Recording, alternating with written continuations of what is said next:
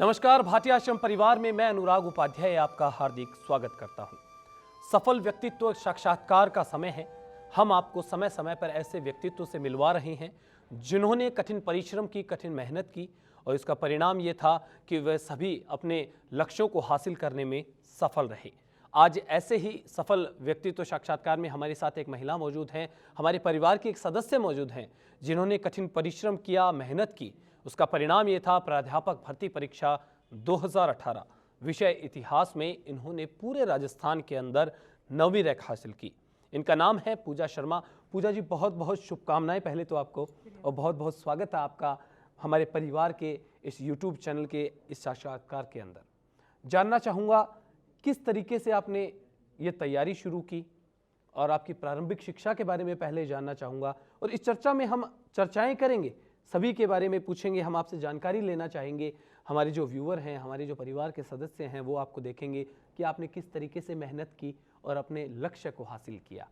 तो पहला सवाल मेरा आपसे यही रहेगा कि सबसे पहले तो बताएं, आप निवासी कहाँ के हैं, कहाँ के रहने वाले हैं आप?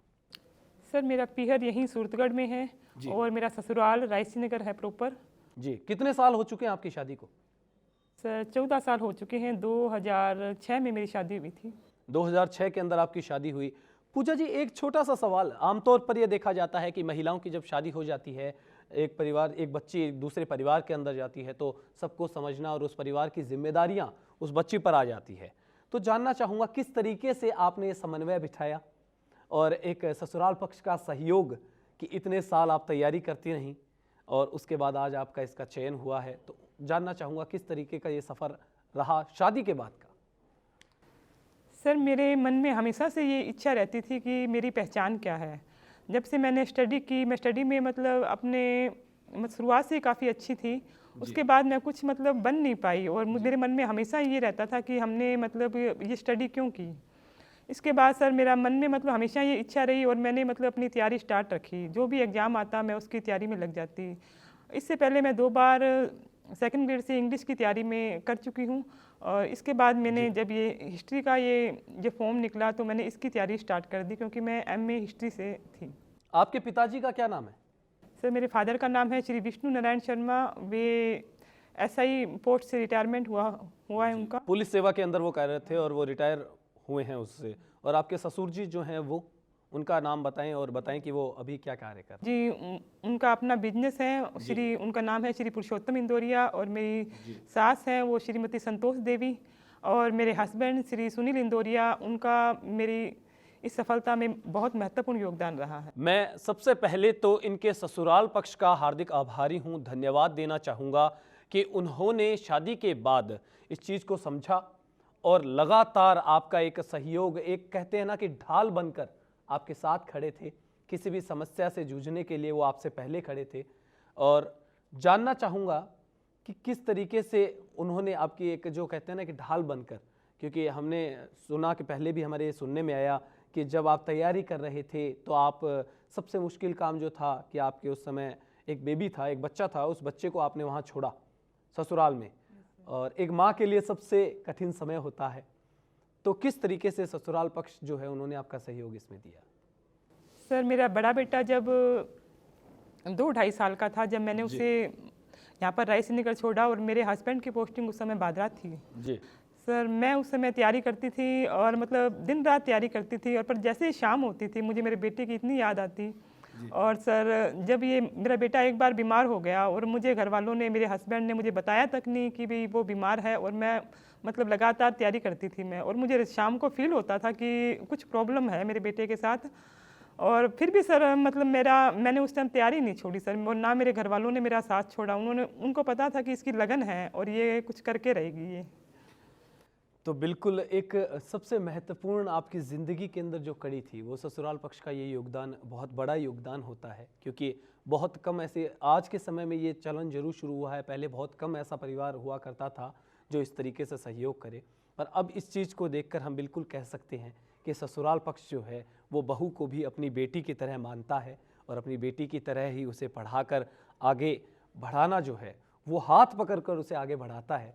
उसका परिणाम। सर मैं कहना चाहूँगी सर, प्रतिभा होती है वो कहीं रुकती नहीं सर, चाहे कितनी भी मुश्किलें आ जाए, चाहे मतलब आपके साथ देने वाले मतलब अपने आप आएंगे आगे, अगर आप में लगन है कुछ चीज़ करने की। जी बिल्कुल। एक चीज़ मैं छोटी सी आपसे जानना चाहूँगा कि आपकी जो प्रारंभिक शिक्षा रही, क्योंकि आपके पिताजी पुलिस सेवा में थे, लगातार तबादले होते थे, कभी किसी क्षेत्र के अंदर वो होते थे, कभी कोई से क्षेत्र में उनका रहता था, तो आपकी स्कूली शिक्षा काफ़ी डगमगाई हुई रही होगी। एक इस स्कूल से आपने 10वीं तक पढ़ाई की, इस स्कूल से आपने 12वीं की, इस तरीके से। तो प्लीज़ हमारे जो दर्शक हैं उनको, हमारे जो परिवार के सदस्य हैं उनको आप बताएं कि किस तरीके का ये सफ़र जो था वो आपका प्रारंभिक शिक्षा का रहा। सर 3rd और 4th के अंदर जहाँ तक मुझे याद है सर, मैं थी सर गंगानगर में, हम मेरे फादर की पोस्टिंग थी, उसके बाद हम रहे भादरा के अंदर, और उसके बाद साधु सर पोस्टिंग रही, और उसके बाद रही थी सूरतगढ़ पोस्टिंग। तो 7th 8th में पृथ्वीराज सर थे, उन्होंने काफ़ी सहयोग किया, और मतलब सब टीचर्स का मुझे हमेशा ही बहुत प्यार मिला है। और 9th 10th के अंदर यहाँ पर शर्मा बाल मंदिर स्कूल के अंदर मेघराज सहारण सर और प्रिंसिपल मैडम थी महालक्ष्मी शर्मा, गोपाल जी सर, ये सब काफ़ी मतलब प्रोत्साहित करते थे आगे बढ़ने के लिए। बिल्कुल पूजा जी, इन सभी शिक्षकों का मैं धन्यवाद देना चाहूँगा कि इन्होंने एक ऐसे हीरे को इस परिवार के साथ जोड़ा, और इस परिवार से जुड़ने का ये है कि आज आपने प्राध्यापक भर्ती परीक्षा के अंदर पूरे राजस्थान के अंदर ना कि भाटिया आश्रम परिवार, बल्कि अपने ससुराल पक्ष का, अपने पीहर पक्ष का, और आपके जो भी शिक्षक जिनका भी आपने विस्तृत विवरण सबका दिया, उन सब का नाम रोशन किया है। वो भी कहीं ना कहीं सभी आपको देखकर गौरवान्वित महसूस करते हैं, तो उन सभी का मैं धन्यवाद देना चाहूँगा। साथ में मैं ये एक छोटी सी चीज़ आपसे जानना चाहूँगा, प्रारंभिक शिक्षा के बाद आप बीए आपने की, तो बीए आपने कहाँ से की, क्या सब्जेक्ट्स आपके रहे? सर उसके बाद सर 11th 12th मेरी उच्च माध्यमिक विद्यालय बालिका विद्यालय यहाँ सूरतगढ़ से ही हुई है सर जी। और उसके बाद सर यहीं राजकीय महाविद्यालय सूरतगढ़ से मेरी बीए की शिक्षा हुई है, और उसके बाद सर एमए है वो मैंने प्राइवेट किया है। और सर उसके बाद सर मतलब बीए के अंदर जैसे सर थे यहाँ पर काफ़ी अच्छे मतलब लेक्चरर थे, विक्रम सिंह देओल सर थे, उन्होंने मेरी काफ़ी हेल्प की थी, उन्होंने मुझे मार्गदर्शित किया था कि इस तरह तुम्हें आगे बढ़ना है। और उसके बाद सर लगातार सर बीए के बाद मैं सर भाटिया जी के संपर्क में आई सर, उन्होंने मुझे मतलब प्रोत्साहित किया कि मतलब किस तरह से स्टडी करनी चाहिए। मैं सर से मतलब कांटेक्ट में रहती थी हमेशा। पूजा जी, कौन सा वर्ष वो था जब आप भाटिया आश्रम से जुड़ी? सर मैं 2015 में सर भाटिया आश्रम के संपर्क में आई थी। आप 2015 के अंदर भाटिया आश्रम के संपर्क में आए, जिसका ये था कि उसके बाद जो था कौन कौन से शिक्षक भाटिया आश्रम परिवार के जिनका आप इसमें इस सिलेक्शन के अंदर आप उन्हें धन्यवाद देना चाहेंगे? सर भाटिया आश्रम में सबसे पहले मैं सुमेर जी शेखावत सर का तहे दिल से धन्यवाद देना चाहूँगी, और श्री परवीन जी भाटिया जो हमारे गुरु रहे हैं, हमारे पिता समान रहे हैं, उन्होंने हमें मतलब उनमें है ही इतनी पॉजिटिव एनर्जी कि वो मतलब हर व्यक्ति को प्रोत्साहित करते हैं। सिर्फ मैं ही नहीं, इससे मतलब इस आश्रम से जितनी भी प्रतिभाएं निकली है उनको आगे बढ़ाने में श्री भाटिया जी का बहुत बहुत योगदान है सर। और सुमेर सर इतने मेहनती सर हैं कि उन्होंने जॉब करते हुए और हमारे बैच को, हिस्ट्री के बैच को इतने अच्छी तरीके से संभाला। उन्होंने कभी एक दिन भी हमारा रेगुलर टेस्ट नहीं छूटने दिया, बहुत कठिन परिश्रम करवाया हमें। हम कई बार हार जाते थे पर सर हमेशा मतलब सर कभी भी लेट नहीं होते थे, हमेशा आगे तैयार मिलते थे सर। बिल्कुल। और इसके बाद सर जैसे ये आश्रम के हैं, ये गुरुदेव जी सर हैं, श्री शार्दुल जी कौशिक सर हैं, और सर मेरे जो कंपटीशन में जो मेरे साथ देने वाले मोहसिन सर हैं, और इन लोगों ने सर मेरा भरपूर सहयोग किया है सर आगे की तैयारी में। तो वो कहते हैं ना कि जितना कठिन संघर्ष होता है जीत उतनी ही शानदार होती है। यस। तो आपका जो संघर्ष था वो बहुत ज़्यादा कठिन था, तो जीत भी उतनी शानदार है कि आज पूरा परिवार, पूरा सब लोग आप पर गौरवान्वित महसूस कर रहे हैं। एक छोटी सी जानकारी और चाहूँगा आपसे, तैयारी के दौरान आपने मुख्य रूप से पसंदीदा पुस्तकें आपकी कौन सी रही? क्योंकि कहते हैं कि तैयारी में आपकी सबसे अच्छी दोस्त आपकी पुस्तकें होती है। जी, वो कौन सी रही? सर जो भाटिया आश्रम के द्वारा सजेस्ट की गई थी, जो उनका शेड्यूल था, जैसे प्राचीन भारत की थी A.L. श्रीवास्तव की, और मध्यकालीन था, उसमें एलपी शर्मा की, आधुनिक भारत में विपिन चंद्रा की, और world history Jain and Mathur Arvind Bhaskar. ये सर हमेशा मतलब आश्रम परिवार में हमें ये शेड्यूल में लगाई गई थी, यही पुस्तकें हम पढ़ते थे। और आर्य कंपटीशन ये हमने मतलब अच्छे से करवाई थी, रेगुलर टेस्ट होते थे, इस टेस्ट में हम एक दिन भी पीछे नहीं रहते थे। और सबसे कंटिन्यूटी सबसे ज़रूरी चीज़ होती है सर, वो हमारी लगातार बनी रही थी सर। दो चीज़ें और पूछूंगा, Yes. छोटी सी।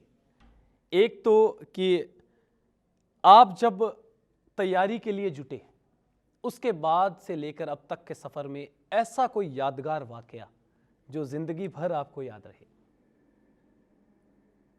सर ये वाकया उस समय का था सर, जब मैं एमए कर रही थी सर, और मैं एक बार भाटिया जी के पास गई। तो सर वो मन में हमेशा सी रहती थी कि कोई सर मतलब कोई गुरु मिल जाए और मुझे इतना सहयोग कर दे कि मेरा आत्मबल बढ़ाए और मैं मतलब स्टडी में लगातार लगी रहूं। तो सर के पास मैं एक बार गई तो सर ने मुझे, सर बैठे थे रूम में और सर ने मुझे समझाया कि पूजा देखो, इस टेबल पे मिट्टी जमी पड़ी है ना, तो इस टेबल के ऊपर मिट्टी से तुम्हें मतलब मतलब उंगली से मुझे दिखाया कि ये देखो ये मिट्टी पड़ी है ना, तो इससे तुम्हें कुछ मतलब नहीं होना चाहिए, तुम्हें सिर्फ अपनी किताबों से मतलब होना चाहिए और जब ही सक्सेस मिलेगी। और बस सर उसी दिन से मैंने मन में ठान लिया कि अब किताबें ही ज़िंदगी है और सक्सेस होके रहना है सर। बिल्कुल पूजा जी, अंतिम सवाल एक छोटा सा आपसे, एक छोटा सा संदेश जो कि आप हमारे भाटिया आश्रम परिवार के जो सदस्य हैं, जितने भी प्रतियोगी परीक्षाओं की तैयारी कर रहे हैं, उनको देना चाहें, क्योंकि आप सफल व्यक्तित्व साक्षात्कार के अंदर हैं, इस समय पूरा परिवार आपको देख रहा होगा, तो उन परिवार के सदस्यों के लिए एक छोटा सा संदेश। सर मैं ये कहना चाहूँगी कि अपने माता पिता और अपने गुरु का हमेशा सम्मान कीजिए। वो आपको कभी भी मतलब गलत राह पे नहीं लेकर जाते, वो आपको हमेशा सही राह दिखाते हैं और हमेशा माइंड में पॉजिटिविटी रहनी चाहिए। सर हमें तो भगवान ने सब कुछ दिया है, उनका शुक्रिया अदा करना चाहिए और अपनी हिम्मत नहीं हारनी चाहिए। सर अंतिम में पंक्तियाँ कहना चाहूँगी कि मुश्किलें दिल के इरादे आजमाती है, सौपन के पर्दों से निगाहें हटाती है, हौसला मत हार गिरकर और मुसाफिर ठोकने इंसान को चलना सिखाती है। बिल्कुल, बहुत बढ़िया बात पूजा जी ने कही। आज हमारे साथ थी पूजा शर्मा, प्राध्यापक भर्ती परीक्षा वर्ष 2018 विषय इतिहास के अंदर इन्होंने पूरे राजस्थान के अंदर 9वीं रैंक हासिल की। आपको बता दूं कि इन्होंने कठिन परिश्रम किया, तो इन्हें मैं तहे दिल से सल्यूट करना चाहता हूं। तो दो लाइनें उन व्यक्तियों के लिए जो हमारे परिवार के सदस्य हैं, लगातार मेहनत कर रहे हैं, लेकिन वो ये सोचते हैं कि किसी व्यक्ति की सफलता को देखकर हम उससे तुलना करने लगे। जो लोग अपनी तुलना दूसरे व्यक्तियों से करते हैं, उन्हें याद रखना चाहिए कि सूर्य और चंद्रमा दोनों चमकते हैं, लेकिन दोनों के चमकने का समय अलग अलग होता है। तो जो व्यक्ति लगातार परिश्रम कर रहे हैं और विफल हो रहे हैं, तो वो इस चीज़ की चिंता ना करें। विफल होने के बाद हमें नई राह मिलती है कि हमारी जो मेहनत थी उसमें कहीं ना कहीं कमी रही है, उस कमी को दूर करें और निरंतर प्रयासरत रहें जब तक कि हम अपने लक्ष्य को हासिल ना कर लें। आज के इस साक्षात्कार में बस इतना ही। कल आपसे मुलाकात होगी एक नए साक्षात्कार के साथ। तब तक हमें दीजिए इजाज़त। नमस्कार।